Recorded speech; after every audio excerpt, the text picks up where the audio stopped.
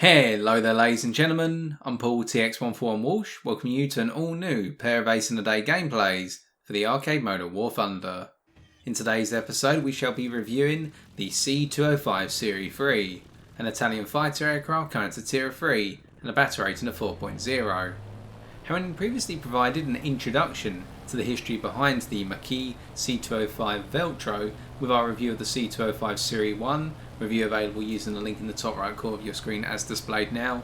Today we're going to be concluding our history of the C.205 by continuing on from where we left off and finishing with the serie 3 subvariant. With that, we begin thus. When the Marquis C.205V Veltro was originally put into production in April 1942, it was intended that both Marquis and Fiat would produce the fighter. Those produced by Marquis would be designated as Serie 1s, and those produced by Fiat to be the same spec as the Marquis aircraft, but they would be designated as Serie 2s. However, the Serie 2 aircraft were to never materialise, as the factory in which the aircraft were being built was destroyed by Allied bombing in December of 1942. The Serie 3 subvariant, which is on screen today, originated from Italian pilots' combat experiences with the Serie 1s following their initial combat service in April of 1943. The pilots felt that the plane was undermined by its insufficient armament of two 12.7mm Breda-SAFAT machine guns in the nose and two 7.7mm Breda-SAFAT machine guns in the wings.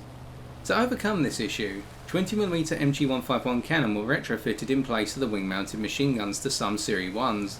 This armament swap was to be made official with the Serie 3, each cannon being armed with 250 rounds of ammunition.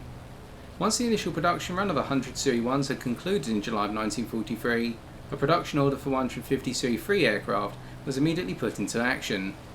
Whilst it was very likely that a small number of these aircraft had been produced by the official time of the Italian armistice on the 8th of September 1943, known as the Armistice of Cassibile, this was not the end of the C.205V's career.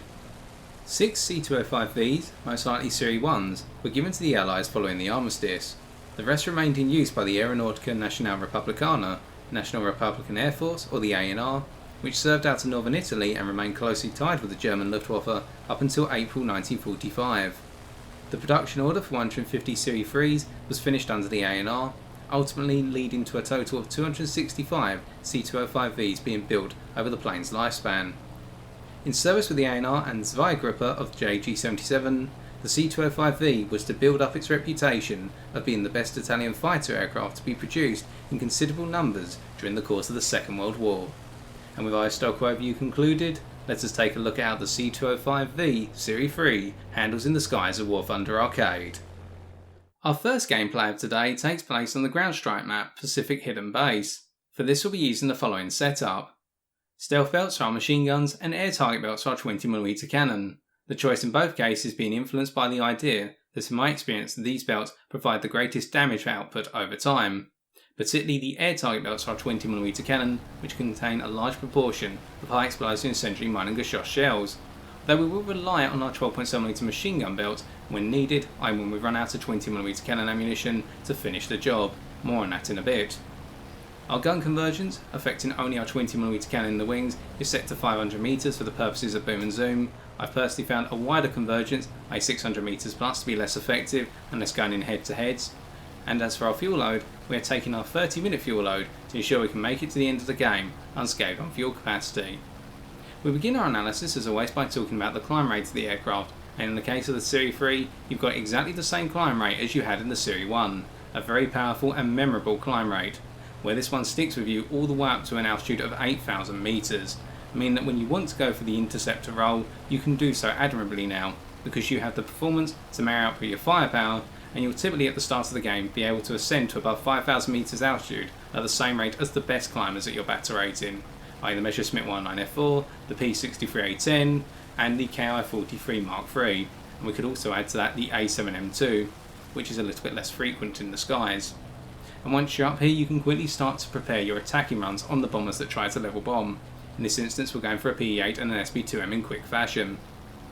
But it's at this point we have to also point out that due to the notoriety, it would seem, of the C.205 Serie 3 in being so lethal up high, you will be quite heavily focused by Messerschmitts in particular. And that's because the turn fighting capabilities of this plane will let it down in the head-to-head against higher altitude aircraft. More on that in a second. But for now, as we prepare our attack run, we can see we can build up speed very nicely in a straight line, whereby you'll go from your stall speed of 105 km an hour to 450 km an hour on engine power alone rather quickly, and if you bring more emergency power, you kick that threshold up to 550 km an hour. We swoop down, setting the P8 on fire, and then we cut in on the SB2M and take them out of the sky very quickly. It's at this point that we break up and we look towards the C.205 from earlier, and as we go head to head, this is where the turn fight begins. Now natively, the turn circle of the Serie 3 is rather poor. It's average at best, and it will fall behind the likes of the Yakovlev Yak 3, the Spitfire Mark 9, the Typhoon Mark 1B, you get the picture.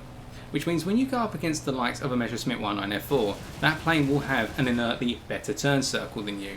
And in return, you really have to try and make up for this issue by using your rudder, which is very snappy and powerful. But the downside of this is that planes such as the Messerschmitt 19F4 also have strong rudders, which means you've only got one other aspect you can use to your advantage, and that is your high and consistent roll rate. As we can see, our elevator also lets us down, as we're able to just about get up on the back of the Messerschmitt 110 C4 to pick them off and turn this into a 1 versus 1.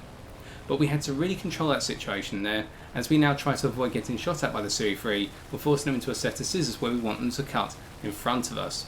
And they do so, but they cut down at the same time, and again you can see how we're having to swing very hard on the rudder to come about and get a clean shot on target. Unfortunately here my aim's a little bit off, but we can also see how as we go to closer ranges, the 500 metre gun convergence could potentially be costing us some hits, and instead the shells are going wide of the target. But now we have a key advantage over the Serie 3, which is we have the altitude position, meaning that they want to come up to go head to head with us, alternatively swing about and turn onto our 6, we can control the angle of approach they take. So in return, one thing to note in a turn fight is if you can get above your opponent, and we have the P40 Kitty Hawk coming up here, and we miss our shots as they score a couple of glancing blows, you can use your engine power to make sure your foe always stays underneath you, because when you combine the phenomenal engine power with the great climb rate, as we can see the P40 Kitty Hawk on our 6, your opponent will struggle to be able to follow you in the dead vertical. Which is why vertical spiral tactics, as we finish off the Serie 3, can work to great effect against said aircraft, particularly those with the weaker climb rates, such as an LA-5FM. We dodge more incoming fire from the P40E, goes for another head-on, and this time we'll hopefully get onto their 6 a little bit closer and follow them down, as they begin to stall out. And we can see the exact exemplification of what we're trying to do with our engine power and climb rate here, causing the P40E to struggle to get a lead on us, and then we swing around in a hammerhead with our powerful rudder, and with them stalling out in the sky, they're a sitting duck and we'll finish them off. An absolutely lovely dogfight. As we ran out of 20mm cannon ammunition, we finished off the machine guns. As talked about earlier, the machine guns will get the job done when the cannon are out of ammunition. Now it's on that point I'd like to quickly come back to ammo capacity in this plane. One of the lovely things about the 20mm cannon is that you have 500 rounds in total, or 250 per cannon. That means reloads are going to be infrequent. As we've seen there, we didn't reload all through that entire turn fight, and it meant that we had ample ammunition until the very last second. Now we could have managed our reloads better, and we could have invested a little bit more in our crew's reload skill, but in general, reloads are not going to come thick and fast. They'll be slow and timeless. As we make our way towards the P8 here, another one which is trying to level bomb, we can again see how we quickly gain pace on enemy bombers. And this is what makes the plane such a powerful interceptor. The only downside, however, of this plane in terms of the interceptor role, and indeed when someone gets on your 6, is that your durability, much like the Serie 1, is extremely poor. And a single 20mm cannon shell to the central fuselage has a very high chance of causing the fuselage to go entirely black. On top of that, if you get clipped on the wings by a 20mm cannon shell, do not be surprised if your ailerons snap off very quickly. And when you lose an aileron on one wing only, you will find this plane lifts extremely heavily to said side, meaning you'll struggle to roll the plane as effectively, and whenever you try to pull on the elevator, the plane will want to swing in one particular direction. As we finish off the PE8 for our 6th kill of this match. But outside of that, if you can avoid getting hit, alternatively just take scratching shots from machine gun fire, as we saw from the P40 Kitty Hawk, then this plane will withstand the pace of engagements rather nicely. As we now come towards the Halifax, who's trying to dive down to finish off our base, and we cut them out of the picture for our 7th and final kill of this match. One other thing to note about durability is that this plane does not seem to be too flammable. All my deaths have come from being eliminated out of the sky, not from being set on fire and burning to death, which is something that works in your favour when you're hit by incendiary rounds from a 12.7mm machine gun, for example. Do not expect to instantly catch fire. But with that, the game comes to its end, and it's time for us to take a look at the post-game stats.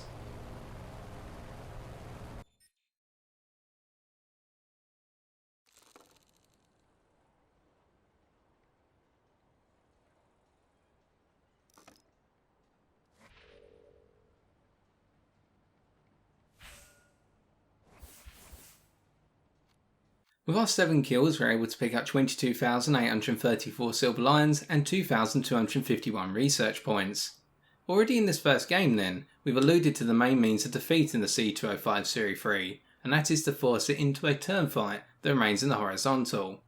To get that factor of keeping the turn fight in the horizontal, there's a couple of things you'll need to manage. The first one, a key one, catch the serie 3 when they're outside of their ideal speed range, particularly below it and below 350 km an hour as a result.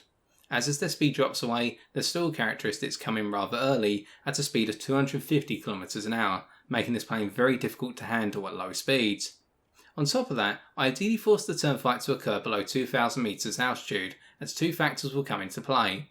Number 1, there's very little vertical space for the serie 3 pilot to dive away from you, and number 2, below 2,000 meters altitude, the engine in this plane is severely compromised in terms of performance, particularly in terms of climb rate, meaning that the vertical spiral tactics that the serie 3 pilot can employ against you will be limited, and you'll be able to get a clean shot on the target when they try to go vertical as a last resort. But by avoiding getting into that particular situation in this gameplay, we're able to hold our own in the turn fight against the like-for-like serie 3 and a P40 Kitty Hawk and notch up a nice amount of kills. The other thing we did note in this gameplay is that the interceptor capabilities of the C.205 in general have really been realised with the addition of the 220mm cannon in the serie 3, and despite the poor durability of this plane, you've got a great amount of firepower to be able to overcome that issue in a single pass. And when you do get hit, you need to hope for scratch fire and no considerable damage from a long burst of 12.7mm machine gun fire, or alternatively 1 to 2 20mm cannon shells. But now we move on to our second gameplay of today, which is slower paced, and will really allow us to see the overall characteristics of the C.205 serie 3 in action, and allow us to see where this plane really thrives. Our final game of today then takes place on the ground strike map, Eastern Europe. We'll be using the same setup as before, and opening with the same tactic of climbing for as much altitude as possible. In the ideal environment, the serie 3 will operate well when it asserts altitude dominance over its foes, much like the other boom and zoom aircraft of its battle rating and tier. With this aircraft in particular, you'll find that in order to assert that dominance, you really do need to apply this plane's phenomenal climb rate, and consistent climb rate we should add, from the outset. And keep in mind that when you do bump into foes who decide to use the same tactics as you, you have one key advantage over them, and that is the ability to extend your performance up to extreme altitude, whereas planes such as the P63A10 King Cobra cannot. We've already mentioned about the engine working all the way up to 8,000 meters plus, so what about the control surfaces? Well, it's the same picture. At 8,000 meters, you'll find a massive drop-off in control surface performance, particularly on the elevator, making it extremely difficult for you to enact turns, alternatively loops, unless you start off at 500 km an hour plus. But compared to your opposition, you'll find that they start to lose their performance around the 6,000 to 6,500 meter mark, which gives you a significant advantage and means that a lot of foes will get frustrated if you just decide to keep pulling altitude and pulling distance over time from them. And in the end they'll either dive down towards the deck or they'll be stalling out in your wake. Now pushing for altitude here, we can see that we've got a reasonably clear sky, although we do have a Mustang coming up towards us, while the ones aren't with 20mm cannon, so we decide to go head to head. You can use this plane as a head-to-head engagement fighter, and it will do rather well, particularly with longer distance convergence on the 20mm cannon. We scored a critical hit on the Mustang there, and it's caused them to break past, with a number of our allies also going for them. And with a P63A10 King Cobra now coming up towards us, we decide to cut out to the side and only take a glancing blow from one of their 50 caliber machine guns, dodging the crux of their firepower in the form of the 37mm cannon. And here we can see that with the strong engine power of the P63, we're going to have to force them to bleed all of that energy out of their aircraft before we can start to consider swinging around. They've already made one cut up, and now we're cutting over the top of them once again, using our engine power against them, and we can see that the King Cobra has given up the fight and is diving towards the deck. We'll throw some rounds towards them as we pick up the assist on the Mustang, but we're not expecting to achieve any hits, just to discourage them from coming up any further. And at this point, we'll start to break off, with a friendly P51D Mustang switching onto their 6. We've only got one obstacle left now in order to assert altitude dominance, and that is the enemy Spitfire. This is a Spitfire Mark 5. Now the downside of this engagement is the Spitfire has a better turn circle, and it could be considered at lower speeds, i.e. below 300 km an hour, the Spitfire has a massive advantage over us in terms of controllability. But to beat them, we're going into the engagement from below but with considerable speed, using our war emergency power to retain as much speed as possible as we go for the climb in head to head. We weren't expecting to take them out in the head to head, and it seems the Spitfire wanted to cut over the top of us and try to use their altitude position in order to cause us to stall out underneath them and rip us apart.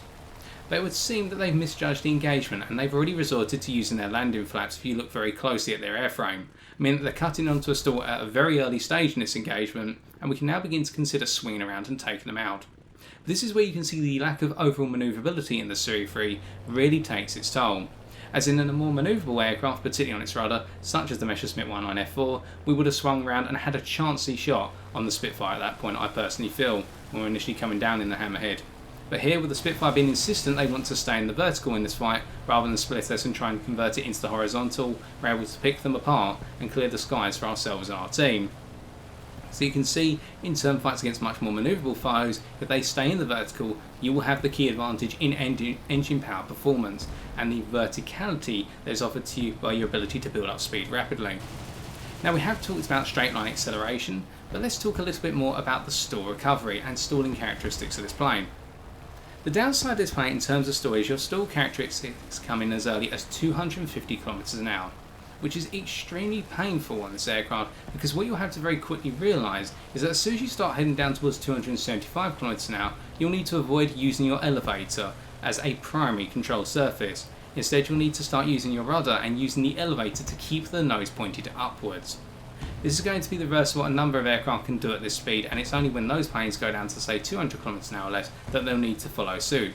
In this plane the threshold is much higher, and as for your stall recovery, it's a long process and you'll need to get up to 300 km an hour before you can use your control surfaces to a decent margin once again. We've got another Spitfire climbing out of spawn towards us, and this time we'll come down on them head on, cutting over to the side a little bit as they're starting to head towards their stall, and we feel confident that we can rip them apart and take glance and return fire from their cannon. It's worked out for us, and as you can see, our airframe's held up enough, even though our pilot is now orange. And that's the risk of going head to head. If you do start to take hits, the durability of this plane will be compromised. But now, having taken out another foe up high, we can consider switching into boom and zoom, and this is where the picture of the Serie 3 becomes a little bit clearer. When you go to higher and higher speeds, what you'll find is, at first, your dive acceleration is decent. It's not phenomenal, and a good number of planes at your battle rating will keep up with you, whether it be the Focke 190 A4 all the way around to the likes of the P51 D5 Mustang. You do not have an innate boom and zoom dive speed advantage over foes, and that continues through your dive speed maximum of 917 km an hour. This means that a good number of planes will outrun you in a dive over the long distance. Now, as for your energy retention, you'll find that your energy retention in the vertical is phenomenal, where you can enact very long distance boom and zoom dives by over 4,000 meters drop in altitude, and you'll be able to retain most if not all of your altitude in terms of the return climb. You may lose a little bit of speed, but in general you'll be able to scoot away to safety just as quickly as you came down to challenge your foe. In a straight line, the picture's a little bit different. If you decide to level out after the dive immediately, you'll find that you'll lose a considerable amount of speed until you drop to 620 km an hour. It's only at that point when you start to retain a good chunk of the speed that you gained out of the dive, meaning that a number of foes, once again, whether it be the Messerschmitt 109 through to the Focke, through to the King Cobras, will all be able to match you when you come out of a dive in a straight line. As for controllability at high speed, however, there's a little bit of a downside when you go to the most extreme speeds, as we found in the Serie 1. In particular, that your roll rate begins to be compromised from a speed of 600 to 800 km an hour, with the lock-up threshold taking away 50% of your roll rate. With your roll rate being rather good in the first instance, this makes it a little bit more difficult to follow foes at the most high-speed dives, where as they start to swing about underneath you or in your gun sight, you'll have difficulty following them unless you can cut your engine, cut your speed, and try to get yourself below, say, 650 km an hour. As for your rudder, you start to lose that as well in the boom and zoom dive, where you will lose 75% of its performance between 600 and 750 km an hour, and this turns this plane into a flying pencil, in that it will only want to point in a straight line, and twitching your aim to be able to slightly twitch it off to the left or the right is one of the most awkward experiences you can have in a boom and zoom plane, in my experience, simply because when you start twitching this plane, it will really be a struggle to get accurate shots onto your foe. Therefore, what you'll want to try and do is anticipate the path of your foe when you're coming into them on a longer distance run, and if they react, and they severely react to the point you cannot follow them on your rudder, you'll need to try and make up with it on your roll rate, or alternatively bail out of the dive and come back again later. As for the last domain, your elevator, you'll find that between 750 and 800 km an hour, you'll lose approximately 25% of your elevator's performance, but that's not too noticeable really. It just becomes a little bit heavier, but in return your looping capabilities become tighter because of the amount of speed you have in this plane. Well, I shouldn't say tighter per se, but it will feel tighter because the plane just suddenly wants to loop really fast, and that's the advantage conferred because of the speed you now have in the aircraft. But outside of that, what you'll find is if you're able to surprise your foes through the cover of clouds, alternatively they're very focused on an engagement down low, you'll be able to surprise them at boom and zoom pass and rip them apart with a 20mm cannon fire. And in return you can then surge back up to safety and rinse and repeat the process. And that's what you're going to see pretty much for the rest of this gameplay. We play through the safety and boom and zoom, and every so often go for the interception or climbing enemy fighter, one that's trying to climb after us, alternatively our allies, or we go for an enemy bomber that's trying to level bomb and rip them out the sky. And that's where the C.205 serie really works well. It can assert altitude dominance, but it can take that dominance to an absolute extreme over its foes, something I personally haven't seen in the fighter aircraft at battle rating 4.0 to date until this plane arrived in War Thunder, in that literally you have so much performance to offer that it becomes unreal as you go higher and higher. There are lots of planes that have that performance to offer when you go from say 4,000 to 6,500 metres altitude, but this plane just takes it stupidly further. In a way you could say it feels like a bit of a TA152H1 but a much lower battle rating, in that as you go higher and higher this plane comes into an element of its own. Although we should point out this plane isn't geared specifically for very high altitude combat, as we rip apart the Fokker 490A4, protecting the 6R for any Messerschmitt 109E. And having picked up that kill, the other thing we really do need to talk about at this point is the ideal speed range of 400 to 600 km an hour. This is rather high and it needs to be adhered to get the most out of this aircraft. You'll find, as we pick up the NC223.3 kill from earlier, our 7th kill of this match, you'll find that when you start to move into the 400 km an hour band, this plane really comes to life on its control surfaces and it feels extremely responsive. Once you go above 600 km an hour you experience the lock-up thresholds as just mentioned, but within the 400 to 600 km an hour range this plane feels really silky on the controls and it's a pleasure to fly. Once you start to go below that speed range, that's where you get all the issues of control surfaces wearing away, stall characteristics coming in extremely early, and this plane becomes quite a handful unless you convert from using your elevator as your primary control surface input to using your rudder and backing it up with the elevator and your ailerons as necessary. We come down to the Messerschmitt 109F here, finishing off our 8th and final kill of this game, and we took them completely by surprise, and that's where this plane is going to work very well when coming out of the clouds and catching unsuspecting foes who are climbing for altitude. Our bombers have got the ability to attack the bases without being hindered. As the ground targets fall away, it's only going to be time before this game comes to its final conclusion. It's a very pleasant aircraft to fly then, and when it's got clear skies, it's a dream to be able to just saunter around, not have any issues, accelerate to high speed, maintain that speed, and be able to literally dominate anyone who then comes up in response. But outside of that, we can really say this is just a Serie 1 with some minor changes, and we'll come on to those minor changes in the post-game stats, as we don't want to go into too much detail before this game comes to its end, as we look to pick up another kill potentially, but the game will end just in the nick of time, looking at B25 in particular, and here we go. Time for the stats once more.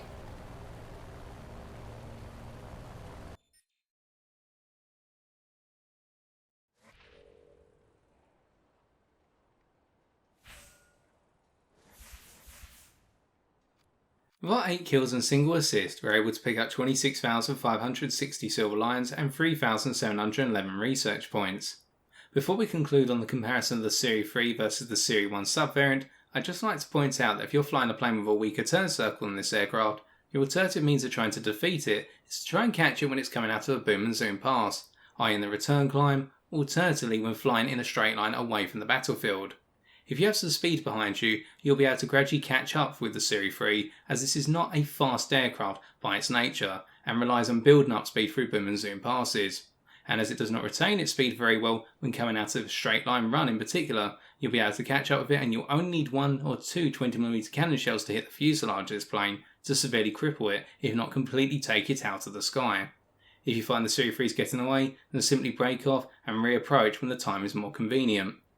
But outside of this, when we look at the Serie 3 and the Serie 1 in comparison, what we find is there's a very similar picture to that of the C.202 and the C.202 EC, whereby we saw that when we went from the C.202 at a battle rating of 2.3 to the EC at a battle rating of 3.0, the battle rating went up by 0.7, the firepower went through the roof with the addition of two 20mm MG151 cannon, and we retained the majority of the performance.